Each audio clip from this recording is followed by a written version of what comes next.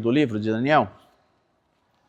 Por que eu vou trazer Daniel? Porque a gente vai falar um pouquinho, de uma forma bem resumida também.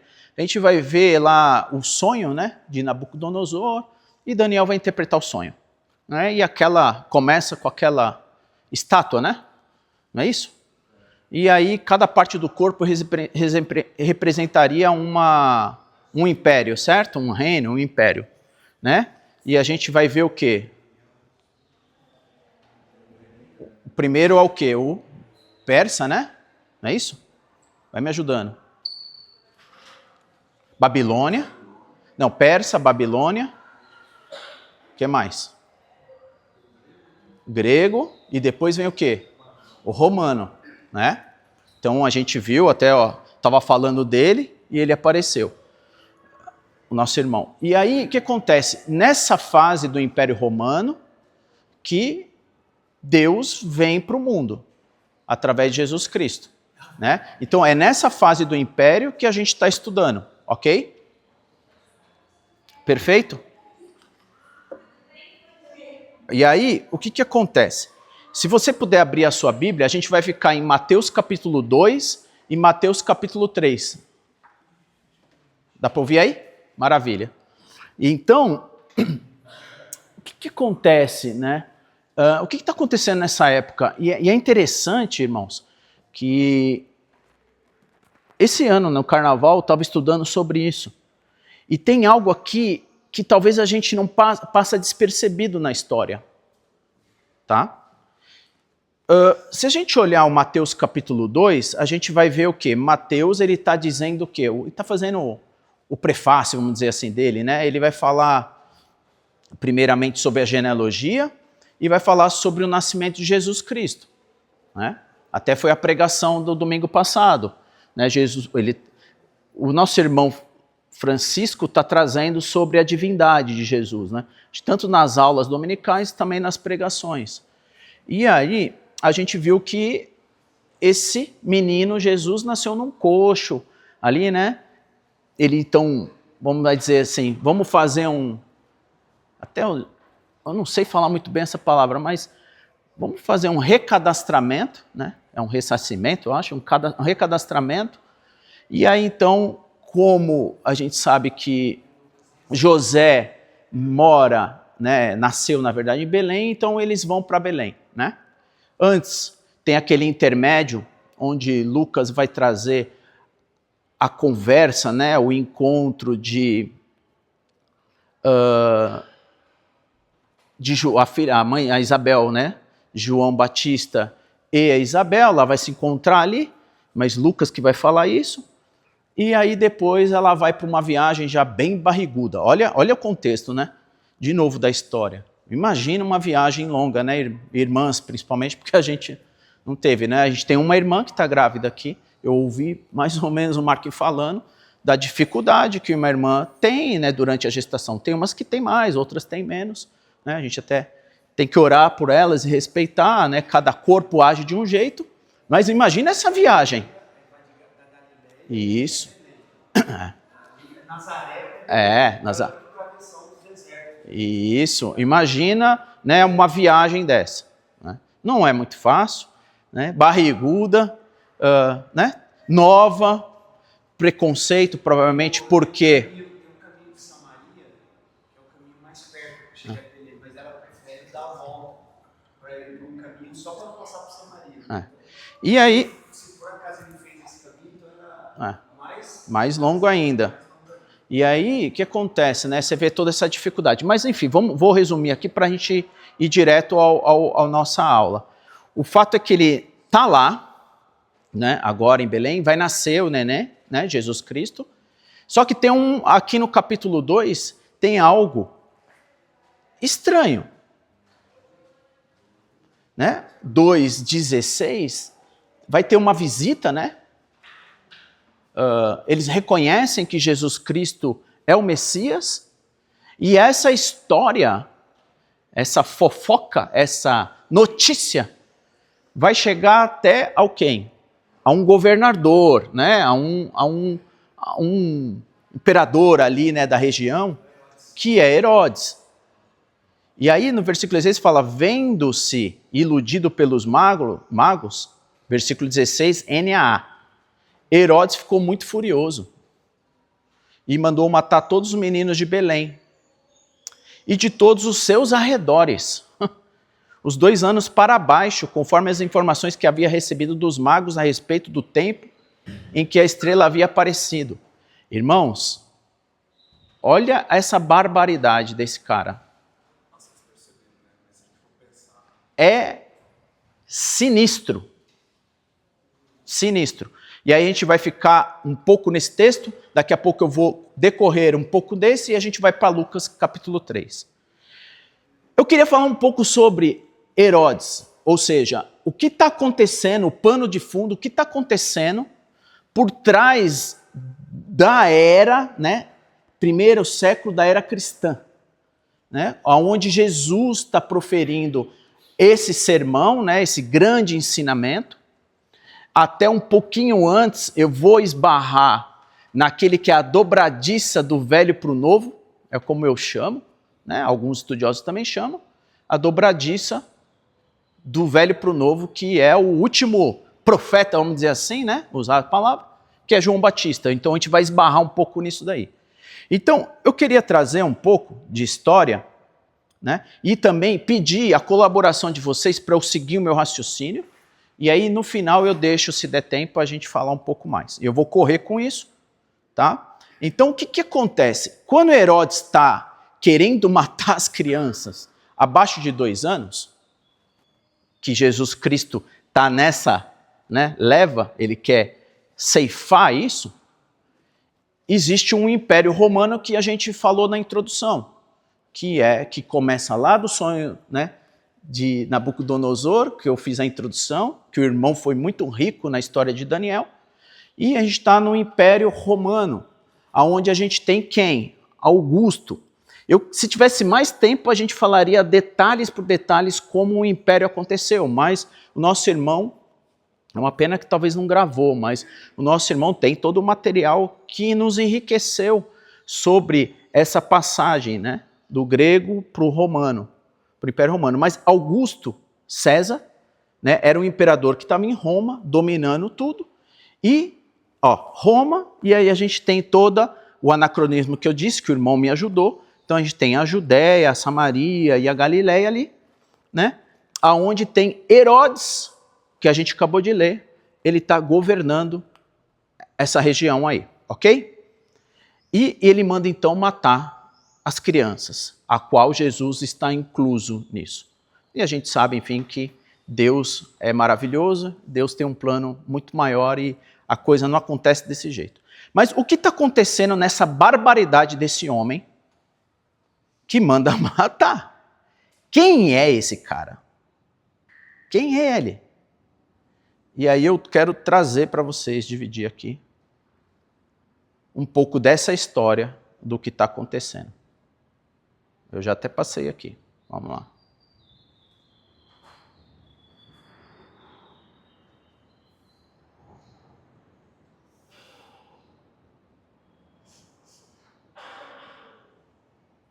Uau. Eu dividi aqui. Vamos lá. Então, para resumir rapidinho, Pompeu conquista Israel e agrega a Israel o vasto, poderoso Império Romano. Nomeando na época quem? Antíper como rei sobre Israel. E com a morte de Antíper, nós chamamos, né, Herodes o Grande, ou Herodes o Primeiro, para ser para receber, né, o imperador César Augusto como título do rei dos judeus. Tá? Quem era esse Herodes? Tem a parte boa, talvez, se a gente olhasse nos dias de hoje. Ele era um homem de grande experiência administrativa. Tá? É um exímio gestor, né? Um bom gestor. Porque ele foi que ampliou e embelezou o templo de Jerusalém. Esse templo que algumas vezes foi destruído, ele melhorou até, dizem que até muito melhor que a primeira construção lá de Salomão. Né? Ele foi que construiu o porto de Cesareia. Ele abrindo o comércio para o mundo, facilitando viagens missionárias. Ó, que homem bom! Ele foi quem construiu a fortaleza de Massada, às margens do Mar Morto, para onde fugiram cerca de 1.000 judeus, quando Jerusalém foi tomada no ano 70. Foi ele que construiu a fortaleza de Mada, ou melhor, a fortaleza da Antônia, onde Jesus foi julgado por Pôncio Pilatos. Porém, né, além de tudo isso, ou né, deixando tudo isso, ele era um grande homem, cheio de problema, ele tinha problema. Ele tinha muito medo de perder o poder. Pegou? Ele era um homem radicalmente violento. Para vocês terem uma ideia, logo que ele assumiu o governo, ele mandou matar mais da metade do Sinédrio. Sinédrio é aqueles homens que trabalhavam no templo, né? Que era composto por 71 membros. Para dizer que falar o quê? Quem manda aqui sou eu. Ele casou, só, irmão, por favor, só concluir. Concluir aqui a minha linha de raciocínio. Ele casou, por favor, ele casou 9 vezes. E a sua chamada esposa Mariane, da nobreza, logo que ele se casou, a sua sogra, Dona Alexandra, pediu para ele nomear um jovem de 17 anos, Aristóbulo, como sumo sacerdote em Jerusalém. Porque o sacerdote já estava corrompido. E era a era do cargo mais alto da religião judaica, comprado pelo preço de quê? De ouro. Ele nomeou um menino de 17 anos e foi bem curiosamente, com ciúme, mandou matar. A sua sogra, com medo dele, fugiu para o Egito, nas asas de Cleópatra, e ele mandou os emissários no Egito para matar sua sogra. Vamos vendo quem ele era. Isso levou o imperador César Augusto a convocar a Roma para lhe dar uma descompostura e afirmou: é melhor ser filho de um porco, a gente sabe o significado de um porco na época, do que ser filho de um Herodes. Antes de viajar para Roma, com medo de que a Mariana, cuja família estava sendo assassinada por ele, se rebelasse contra ele na sua ausência, ele mata a sua mulher preferida antes de viajar. E quando ele retorna de Roma, ele manda os 2 filhos para lá para estudar. E a sua irmã Salomé, do mesmo estofo moral dele, disse: quando os seus filhos voltarem de Roma, ele vai ser mais apto para governar do que você. Ele não titubeou. Ele estrangulou os 2 filhos dele. E quando ele estava para morrer, lá na estância de Jericó, ele fez a sua irmã Salomé jurar para ele que no dia da sua morte, ele mandaria matar pelo menos um membro de cada família nobre de Israel, para que queria ter sangue e lágrimas no seu funeral. Deu para entender um pouco quem era esse Herodes? Por que eu estou dizendo isso? Por 2 razões. Primeiro, porque durante os anos, de novo, né, eu não entendi esse texto da qual a gente vai ler, da Bíblia. Mateus capítulo 2, pela qual eu pedi para vocês abrirem a palavra de Deus, lá vieram os magos do Oriente e chegaram em Jerusalém e fizeram uma pergunta: onde está o recém-nascido rei dos judeus? Né? Nós vimos uma estrela no Oriente e viemos para adorá-lo, diz o texto. E com isso Herodes se alarmou, e com ele toda a cidade de Jerusalém. Como um rei pode se alarmar com uma simples pergunta dessa, né? Como uma cidade inteira fica em pânico só com uma pergunta dessa? é que Jerusalém sabia que esse homem era capaz, sempre que na cabeça dele alguém se colocava no caminho dele, para concorrer o quê? O trono. E foi por isso que ele mandou matar todas aquelas crianças de Belém e arredores. Mas é interessante que tem uma boa notícia, né? Os poderosos desse mundo também morrem. Essa é uma boa notícia. Só Jesus, o Rei, jamais será tirado do poder. É o único que está à destra do Pai no poder. Então, com a morte dele, né,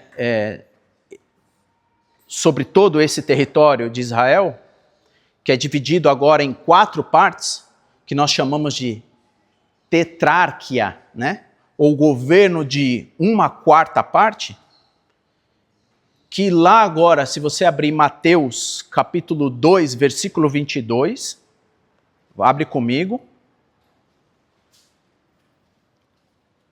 vai dizer assim, ó, depois da morte, 19, eu vou ler 19, depois da morte de Herodes, um anjo do Senhor apareceu no sonho a José do Egito e lhe disse, né, então Herodes já tinha morrido, esse Herodes da qual eu pude falar um pouco de quem ele era e um dos motivos pela qual ele quis matar Jesus. Lá no versículo 22 ele fala, porém, ouvindo que Arquelau, agora aparece um novo Herodes, né? Herodes não é uma pessoa, tá? É o nome de uma pessoa, é um nome de uma família, vamos dizer assim, e que vai recebendo isso. Ele, porém, ouvindo que Arquelau reinava, agora o Arquelau reinava na Judéia, em lugar de seu pai Herodes, né, a sucessão, ele teve medo de ir para lá, né, José, e aí, como disse o irmão, e tendo sido avisado por Deus em sonho, José vai para a região da onde? Né, depois que ele sai do Egito, ele vai para a região lá da Galileia, tá? Região essa pela qual Jesus cresce, né? Lá em Nazaré e Cafarnaum, vai fazer o seu grande ministério e provavelmente, tá? Não é nada que a gente possa bater o martelo, há ali esse sermão, esse ensinamento é feito nessa região, tá? Na região da Galileia é feito o Sermão do Monte. Mas agora, então, nós temos um novo filho, né? Filho de, como é que é? Filho de peixe? Peixinho não é isso? Será que esse cara é bom também? E o que vai acontecer, né?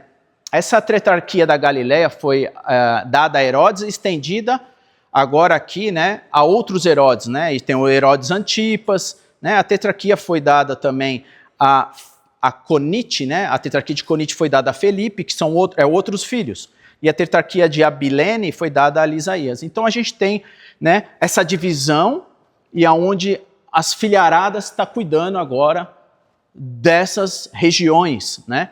Então da Judéia, né, até a Galileia, você tem toda essa, vamos imaginar, esse território geográfico onde essas 4 pessoas da família estão cuidando, ok? Agora, olha que interessante, irmãos, que é o detalhe da riqueza, né, dos estudos. A pergunta é, por que o nome de Arquelau, né, não está lá em Lucas? Abre para mim. Lucas capítulo 3. Quando está sendo feita a introdução, né, de João Batista, Lucas 3 fala que no 15º do reinado de Tibério César, ou seja, o César que eu disse do reinado, que estava dominando o Império Romano, estava lá em Roma, na época que matou Jesus, agora ele já não mais está, né? Ele, nessa época da qual Jesus está ensinando, né, que até um pouquinho antes que João Batista está anunciando Jesus Cristo, é um novo imperador, tá bom? Eu não vou entrar em detalhes, ok? Porque senão a gente vai longo. É só para a gente entender o pano de fundo que está acontecendo nesse sermão, tá? Então o que acontece? Agora Tibério César, ele é o quê? Ele é o cara, ele é o imperador. E o que acontece? Olha o que ele fala, sendo Pôncio Pilatos. governador da Judéia. Aí Herodes, tetrarca da Galileia, e seu irmão Felipe, tetrarca da região da Itureia e Tracônites, e Lisânias, tetrarca de Abilene, sendo o sumo sacerdote, olha que estranho, Anás e Caifás. E a palavra de Deus veio a João, filho de Zacarias, no deserto. Então, esse contexto, esse pano todo histórico de fundo, está acontecendo tanto quando João Batista está pregando, anunciando Jesus, como também Jesus está nos ensinando no Sermão do Monte. O que tem aqui de estranho? Mateus está dizendo que existe a família herodiana reinando, cuidando, governando toda aquela região. Agora Lucas está dizendo que parece que tem alguém no cenário aí, no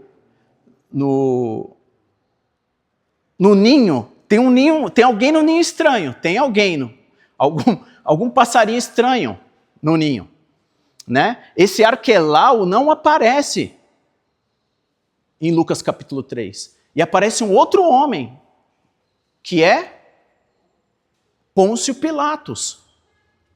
Esse Arquelau, ele está fora. Tem alguém lá do governo, né, do Império de Roma, agora governando lá Jerusalém, a Judéia. Então, o que os judeus disseram para Roma, o que aconteceu? Existiu, de uma forma resumida, esse Arquelau é um maluco também, né? Filho de peixe, peixinho é. Ele chega aí, dizem as histórias, matar quase 3.000 judeus, enfim. O que acontece? Os judeus disseram para Roma, assim, nós não aguentamos esse cara aqui. Tira esse homem daqui, né, esse Arquelau.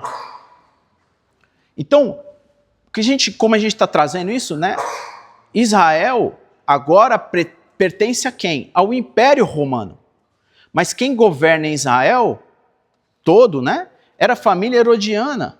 Mas Roma, mais que depressa, aproveita o ensejo para arrancar a qual o poder, né? E dá um pontapé, né? E Jerusalém passa a nomear um governador romano, né? Que é Pilatos. Mas agora eu faço essa pergunta, né? Esse time aí, Pôncio Pilatos, Herodes Antipas, Felipe e Lisânias, era gente boa? Não, irmãos. Homens maus, violentos, ou seja, o cenário político do império estava sombrio. O cenário político da província estava pior quando João Batista deu início ao seu ministério. Mas talvez a nossa pergunta, né? Quem sabe a religião seja um porto seguro, então, das pessoas, numa crise política do império, né? Dessa província. Né? Já que o cenário internacional, né? E o cenário nacional, né? Talvez a religião, como que ela estava? Talvez seria o nosso refúgio. Mas se você olhar lá para o versículo 2, está dizendo o quê? Que existia o sumo sacerdote, Anás e Caifás. Você não achou estranho? Tem 2 sumos sacerdotes e só podia ter um. O sacerdócio estava corrompido também. Para vocês terem uma ideia, no ano 14 a.C.,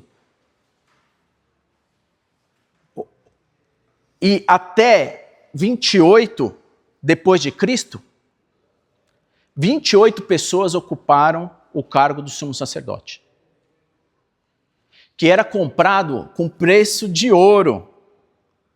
Anás era sogro de Caifás. Anás já tinha sido deposto, mas ele era tão influente que nos bastidores quem mandava era ele.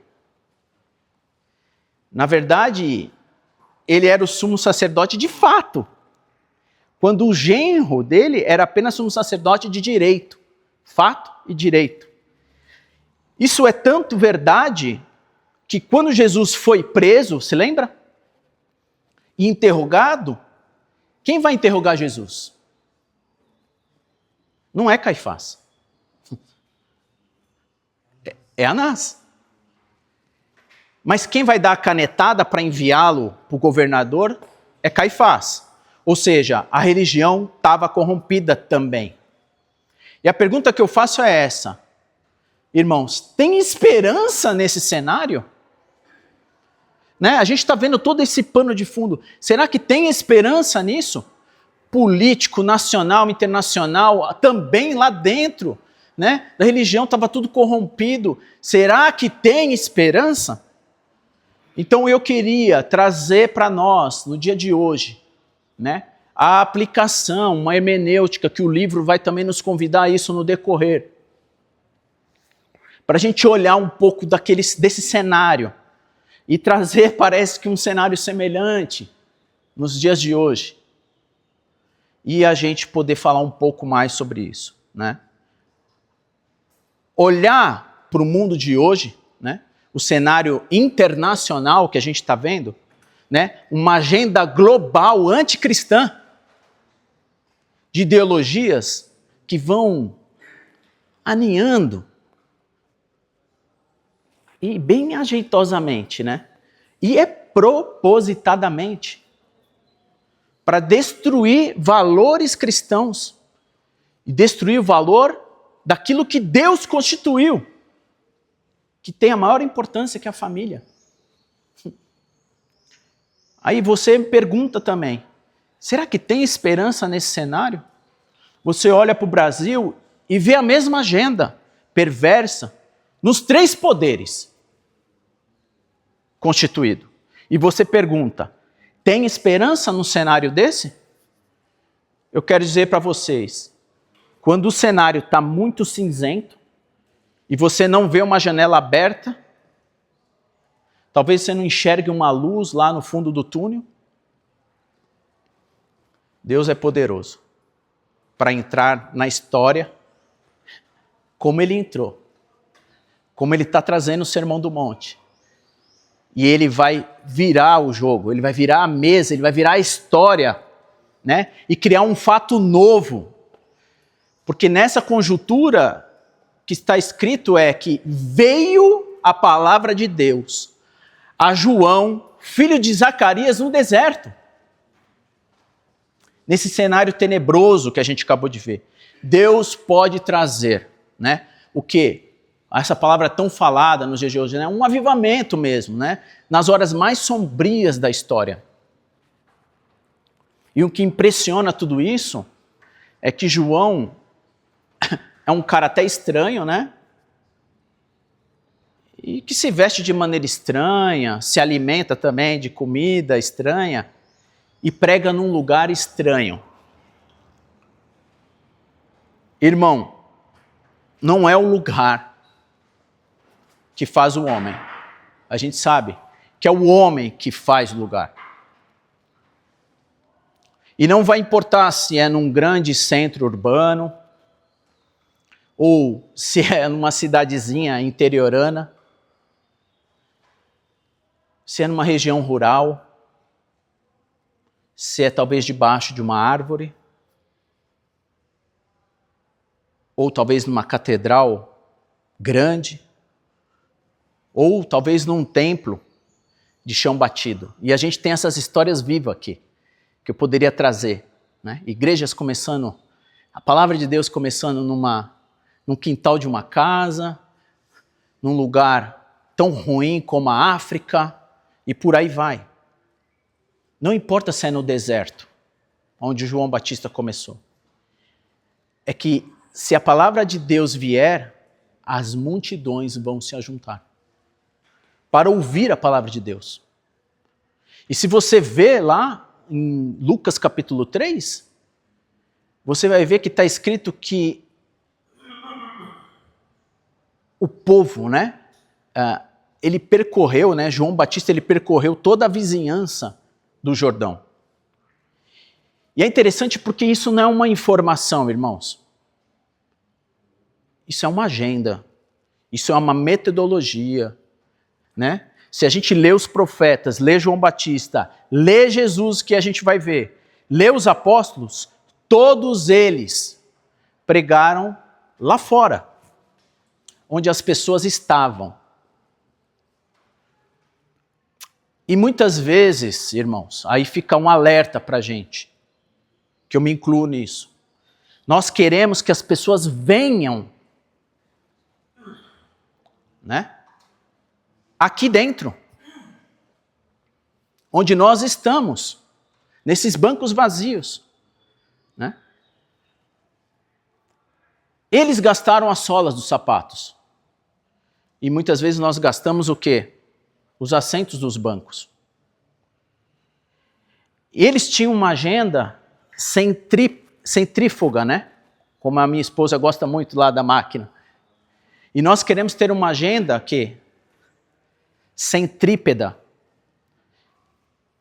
Se nós queremos realmente impactar o mundo, nós vamos ter que ir lá fora. Lá onde as pessoas estão. Agora, se a gente olhar, parece que, né, nesse momento interbíblico, há 400 anos que ninguém mais prega, né? Depois de Malaquias até João Batista. A gente chama que os 400 chamado, né, o período lá que eu falei de silêncio profético. Mas tem templo lá. Até foi uma mensagem desse ano.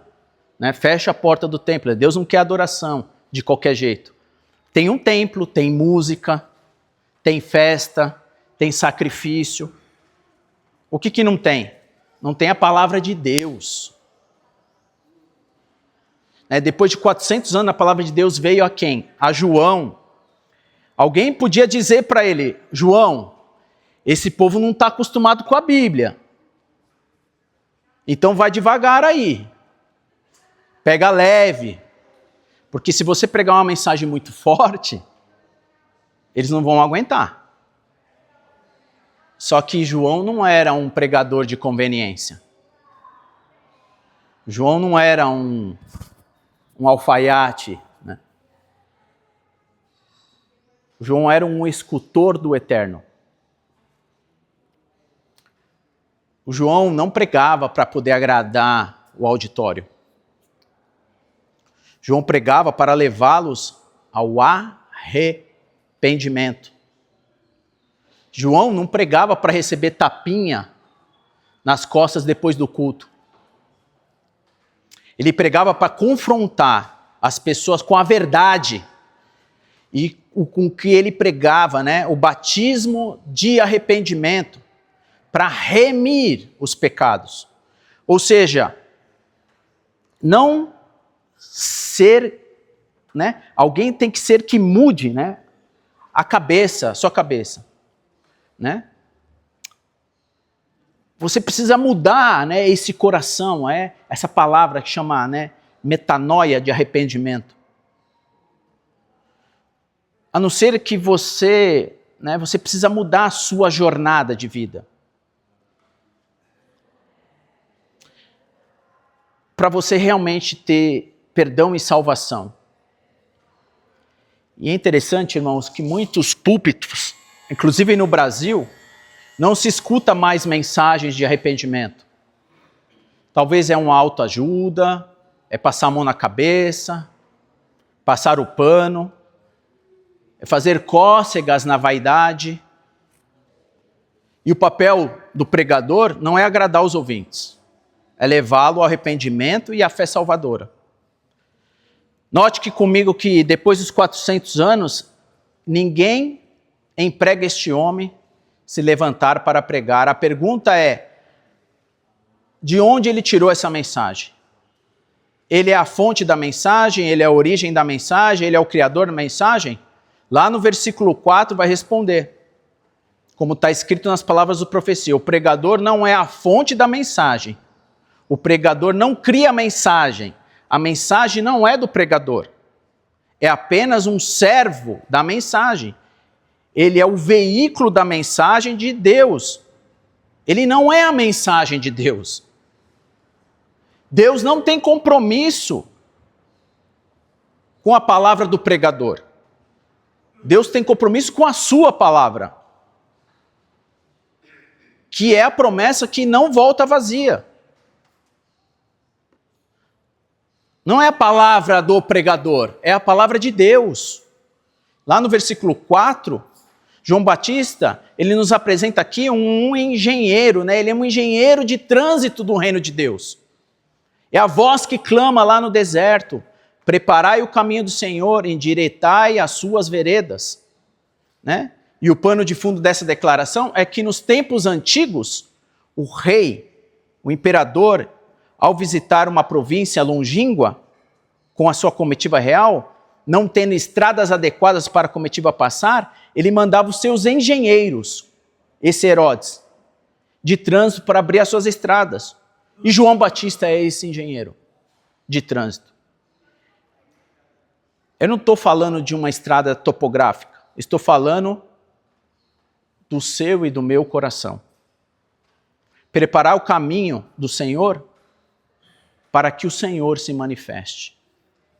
E aí versículo 4 responde, né, isso.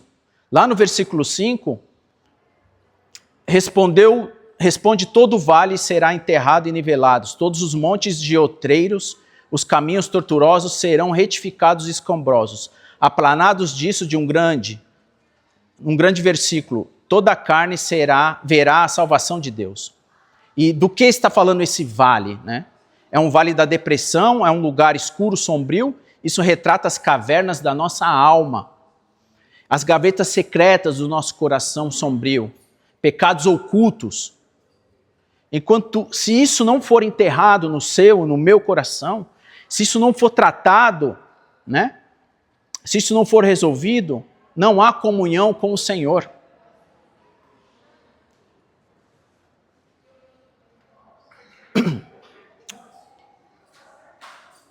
E o que são montes outreiros?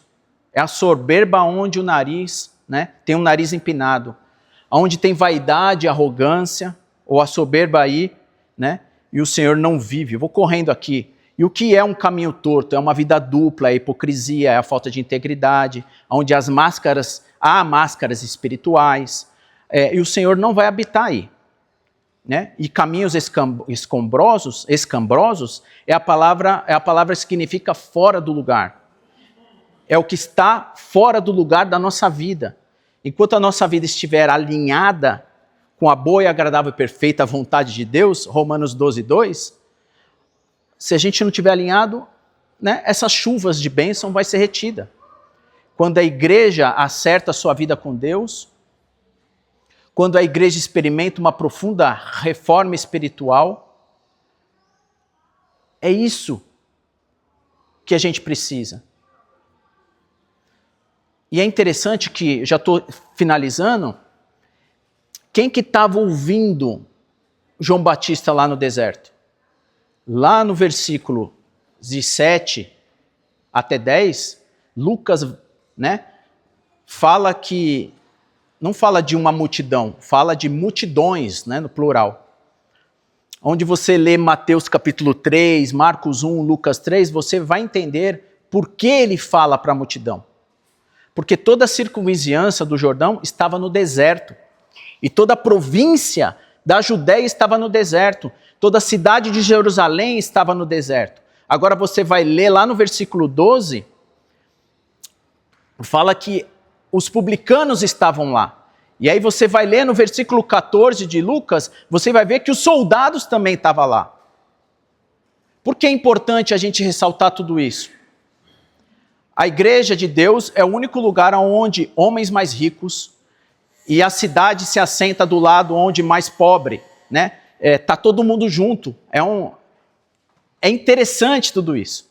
A igreja de Deus é o lugar onde diácono, sendo o maior empresário da cidade, carrega a cadeira nas costas para um pedreiro sentar. Né? Sentar com honra. Deus não olha a nossa conta bancária, Deus não olha o diploma na parede e Deus não olha a cor da pele. Para Deus, todos nós somos iguais. Então, irmão, é uma aplicação, né, para a gente poder trazer todo esse cenário de fundo, para a gente ver o poder da palavra de Jesus no Sermão do Monte, onde tudo aquilo está acontecendo. Aonde que talvez, né, a gente olha para os mundos nos dias de hoje, a gente vê que parece que a coisa está igual ou semelhante, mas a palavra do Senhor, né, a palavra de Jesus, lá do Sermão do Monte, ela deve ecoar aos nossos corações nos dias de hoje, trazendo esperança para nós e trazendo sempre, né, esse arrependimento, trazendo essa ética pela qual o Sermão do Monte vai nos ensinar sobre o reino de Deus. O reino de Deus é contrário ao reino desse mundo. Se você está adorando o reino desse mundo, ela é contra o reino de Deus. Essa foi a maior mensagem de Jesus. E se você der continuidade nos ensinamentos de Mateus, Marcos, Lucas, João, de Jesus Cristo, você vai ver como esse cenário, no pano de fundo, estava terrível. Até na morte, nos dias da morte de Jesus Cristo, né, o povo não estava entendendo, estava corrompido tudo aquilo. Como os dias de hoje também está. Nós vivemos num reino de Deus, um reino eterno, a vontade de Deus. E é isso que deve estar no nosso coração. Que Deus nos abençoe, que nós possamos, nessa jornada, entender agora Mateus capítulo 5, 6 e 7, começando quando ele assenta nesse lugar, nesse monte, para pregar.